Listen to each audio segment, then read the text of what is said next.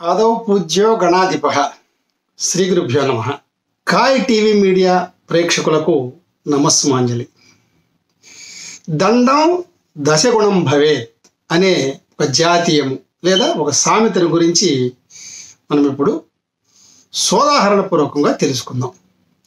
అంటే దండిస్తే గాని పని జరగదు, శాంతి నెలకొనాలంటే దండించి తీరవలసింది అనే అర్థాలతో మనం వాడతాం.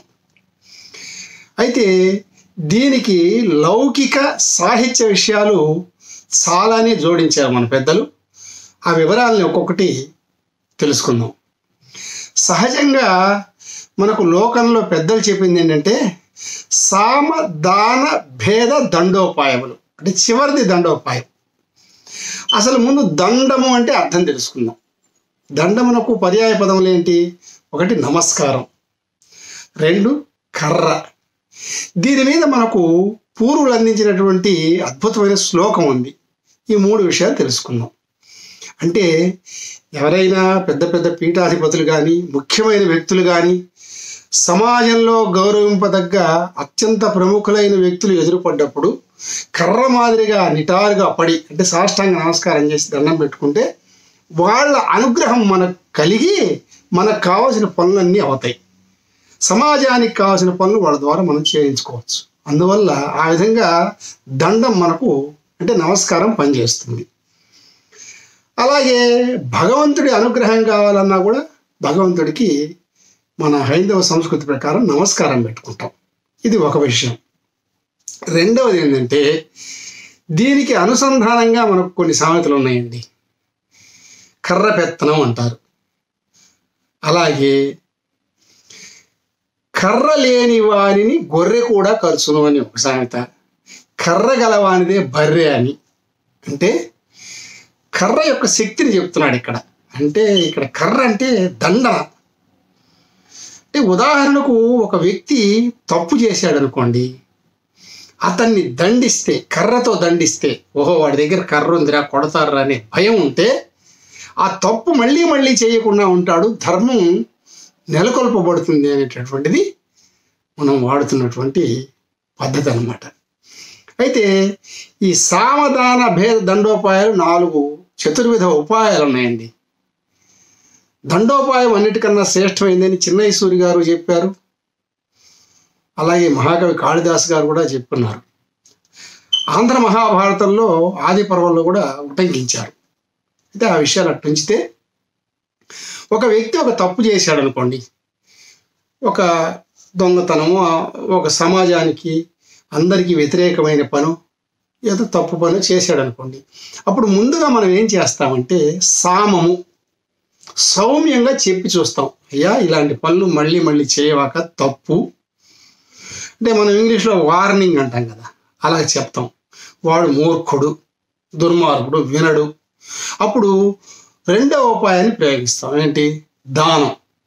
మరి నీకు ఇబ్బందిగా ఉంటే ఇదిగో ఈ 100 రూపాయలు తీసుకోరా, ఈ 4 రూపాయలు ఉంచుకోరా, బాగుపడరా, ఇలాంటి పనులు చేయవాక అని ఆ విధంగా అన్ని నచ్చ చెప్తాం. అప్పుడు వినడు. సామ దాన తర్వాత భేదం. అప్పుడు అరుస్తాం, గుడ్లు రుతాం, తన్నబోతాం, భయపెడతాం. అప్పటికీ వినడు. అప్పుడు ఏం చేస్తామండి? కర్ర తీసుకుంటాం. దండం దశగుణం భవేత్, ఇది అన్నమాట అందరూ వాడేది. అంటే కర్ర తీసుకొని 4 పీకితే దారిలోకి వస్తాడు రా. అంటే అందరినీ పీకమని కాదు, తప్పు చేసిన వాళ్లను దండించేటప్పుడు మన కర్ర చేతిలో ఉంటే, అంతేకాదండి మన కర్ర చేతిలో ఉంటే శత్రువు కూడా తొందరపడి మన మీదకు రాడు. కర్ర వల్ల అలా ఉపయోగాలు ఉన్నాయి. మనం చూస్తూనే ఉన్నాము. ఈనాడు మనకు పూర్వం నుంచి కూడా మన ఉపాధ్యాయులు విద్యార్థుల చేత ఏదైనా పద్యాలు, ప్రశ్నలకు జవాబులు ఇవన్నీ కంఠస్థం చేయించాలంటే కర్ర చూపిస్తారు, కొట్టరు. అలా కర్ర చూపిస్తే ఆ కర్ర దెబ్బ మన మీద పడుతుందని చెప్పి భయపడి విద్యార్థులు చక్కగా చదువుకుంటారు, మంచి చదువు వస్తుంది. మరీ మూర్ఖంగా ఉన్నవాడిని ఒక్కటి తగిలిస్తే వాడు దారిలోకి వస్తాడు. దండం దశగుణం భవేత్ అన్నమాట. అలాగే ఈనాడు రక్షక వ్యవస్థ ఉంది. అసలు ఈనాడు కాదండి, పాత రోజుల్లో మనకు చక్రవర్తులు, రాజులు, సామ్రాజ్యాలు ఉన్నప్పుడు రాజు యొక్క ఆస్థానంలో దండనాధికారులు ఉండేవాళ్ళు, కంచుకేని ఉండేవాడు. వాడు ఎప్పుడూ ఒక దండం పట్టుకొని ఉండేవాడు, వాడు డ్యూటీ అదే. అతన్ని చూడంగానే ఇక్కడ మనం అధర్మంగా ప్రవర్తించకూడదు, అబద్ధాలు చెప్పకూడదు, తప్పు మాట్లాడకూడదు, రాజ్యానికి వ్యతిరేకమైన పనులు చేయకూడదు, సమాజానికి నష్టం కలిగించే పనులు చేయకూడదు అని చెప్పి రాజాస్థానంలో నిజమే చెప్తారు. లేకపోతే ఆ దండంతో దండిస్తారు, శిక్షలు కఠినంగా ఉంటాయి, భయపడతారు. అలాగే మనకు రక్షణ వ్యవస్థ ఉందండి ఈనాడు, పోలీస్ వ్యవస్థ. వాళ్ళు కూడా సామధాన భేద దండోపాయాలే వాడతారు. ముందు నచ్చజెప్పి చూస్తారు, ఏం విననప్పుడు కర్ర. అందువల్లనే పోలీస్ చేతిలో లాఠీ ఉంటుంది, కర్ర. రే అబ్బాయి మీరు తప్పు చేస్తే ఇదిగో అని చూపిస్తారు మనం. అందువల్ల ఎవరు తప్పు చేయకుండా పోలీసు వాళ్ళను రక్షణ పడడం చూస్తే భయపడతారు. కాబట్టి ఈ దండం దశగుణం భవేత్ అంటే కర్రతో 4 బీగితే దారికి వస్తారా అనేటటువంటి సహజంగా మనం మాట్లాడుతూ అనుకుంటుంటాం. అయితే మొదట నమస్కారం అనుకున్నాం, తర్వాత కర్ర అనుకున్నాం, మూడవది దీనికి ఒక అద్భుతమైనటువంటి అసలు శ్లోకం ఉందండి. ఈ సందర్భంగా మనం అది కూడా ఒకసారి గుర్తు చేసుకోవాలి.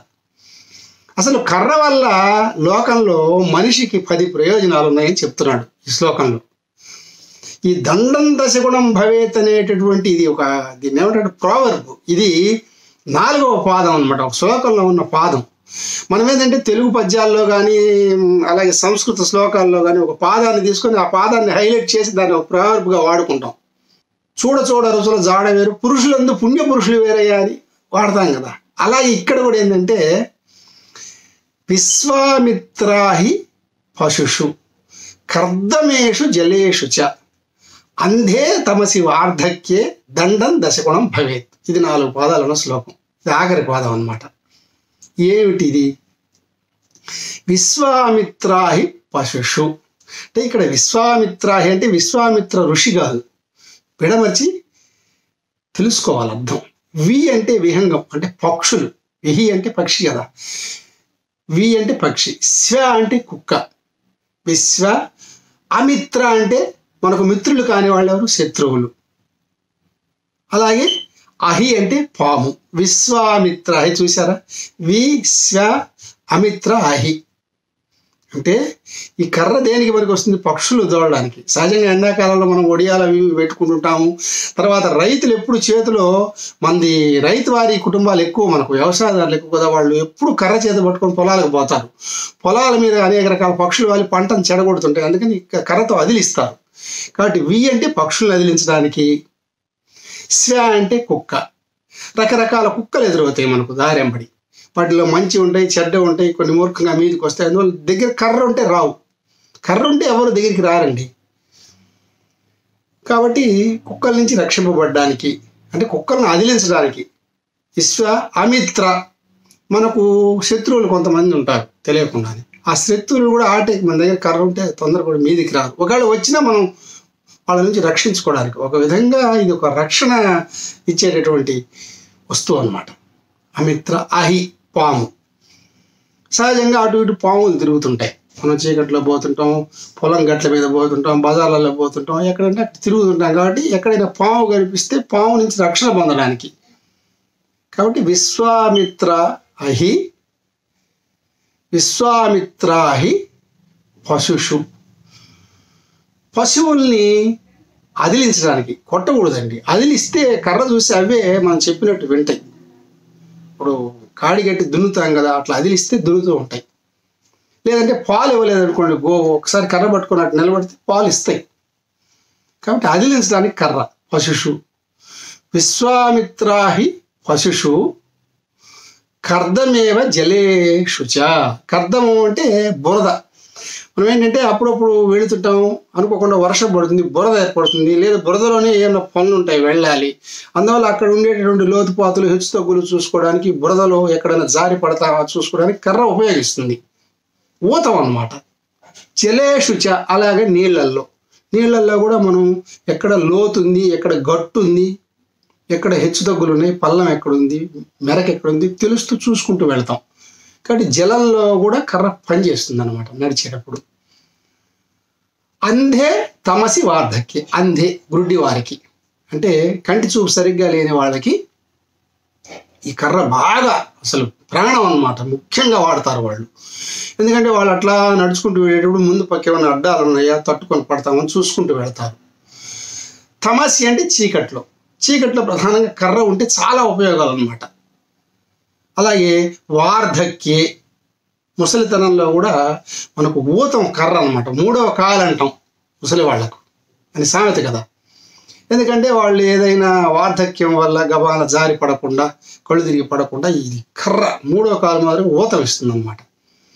ఇక్కడ మహాకవి కాళిదాసు గారు అభిజ్ఞాన శాకుంతలో ఒక చమత్కారం కూడా చేశారు.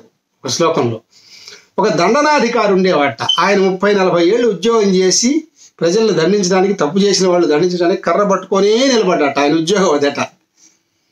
చివరకు ఆయన పదవి విరమణ చేసి ఇంటికి పోయినాక వార్ధక్యంలో కూడా కర్రే పెట్టుకున్నట్ట.